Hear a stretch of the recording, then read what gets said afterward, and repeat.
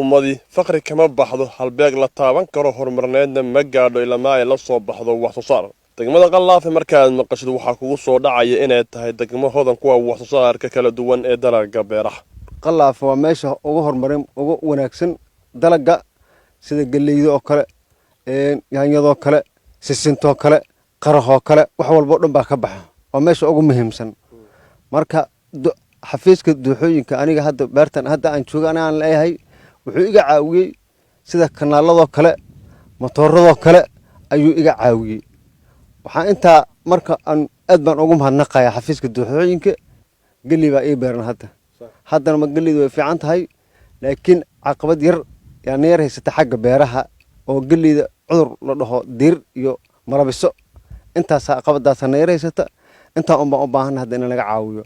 sida kale dhulkanaga waa dhul hodan oo hal meel oo dhul meel la mid ma jiro waxaan anaga soo saarnaa anaga tabcana dadka anagana siinaa ay bulshada ay ku nooshahay ma adiga ka shaqeeyo mid kale ka shaqeeyo ana ka shaqeeyo ana fasho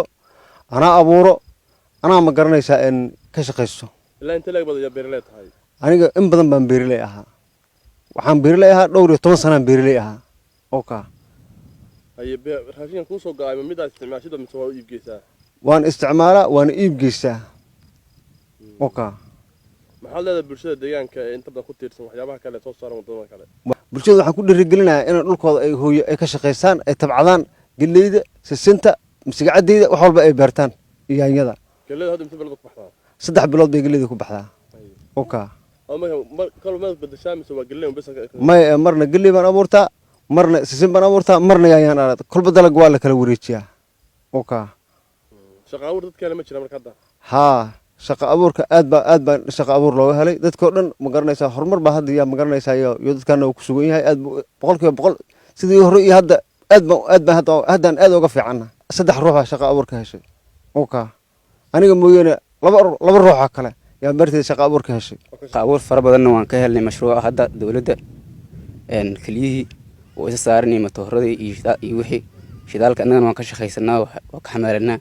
mid kale beerahayna kaliya waxayna kala noqonoon galeeydi sisinta iyo basasha wax allaal wixii noo qabsoomo safalka waan iska galnaa xilliga isku haboon yahay xaafadahayna yaalkayna intaas baan ku beelnaa aad aan u aaminsanahay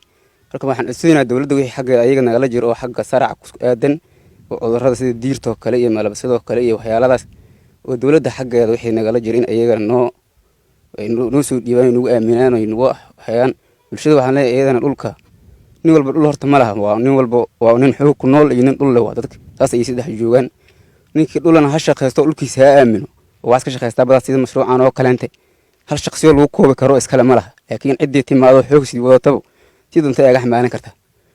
ciddii dhulkeeda ha aaminto si fiican aaga shaqeysto aqbal la'aan ciddii dhul lahayn xoogeeda ha aaminto aqbal la'aan ka shaqeysto saasan iyadan ugu baaxaya bulshada 8 degmo ka tirsan degmooyinka gobolka Shabeelle waxa mara wabi Shabeelle kaasoo ay bulshada deegaanka wabiga ay uga faa'iideystaan isla markaana la soo baxaan wax soo saar kala duwan ee dalagga beeraha kuwaasoo u iibgeeyo gobolada deegaanka sida ay sheegayaan iskaashatada degmada Qallaafe ee gobolka Shabeelle iyadoo degmada Qallaafe hodan ku tahay wax soo saar kala duwan ee dalagga beeraha mooskan beertaydu ka go'ay waxaana u suuq geynayaa gobolka Doolo marka kol kastana waan u qaadnaayo waanu ka soo iibsanaa beeraha degmada Qallaafe way nooga baxeen halka masuuq bay ku leeyahay gobolada kale maxad ooga xurtay ahaayo uu ka suuq badan yahay sida gobolka Doolo kale way ku yar yihiin baabuurta Itoobiyaada oo kor ka timaada marka xagan dalaga ka baxaan qaadna war dheer baan geynaa xidhiir fiican baan ka leenahay dad badan oo nagaga xidhan baa jirta basasho kale moosko kale waan wada geynaa way naga gataan aad baan looga gataa beeraha sida muuska galleyda masagacadeyda basasha iyo sisinta hadda muuskan aan tirinayno waa muuskii aan beeray ee degmada Qallaafe aanu ka soo goynay annagoo ah iskaashatooyinka degmada Qallaafe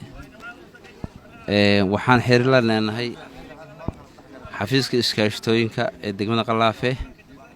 waxaana caawiyo xafiiska beeraha degmada Qallaafe waxaan beerane meel badan baan u iibgeynaa deegaanka Soomaalida iyo deegaanada noo dhow Soomaalida ah hadda deegaanka Soomaalida sida Qorraxay Wardheer Jigjigo Goday iyo deegaanada ugu xiran ee Soomaalida sida Gaalkacyo iyo Balweyne Qorraxay waan geynaa laakiin inta badan Nogob iyo kulay isma dhawin deegaan ahaanta laakiin hadda dhulka laamiga ah yaan geynaa u maro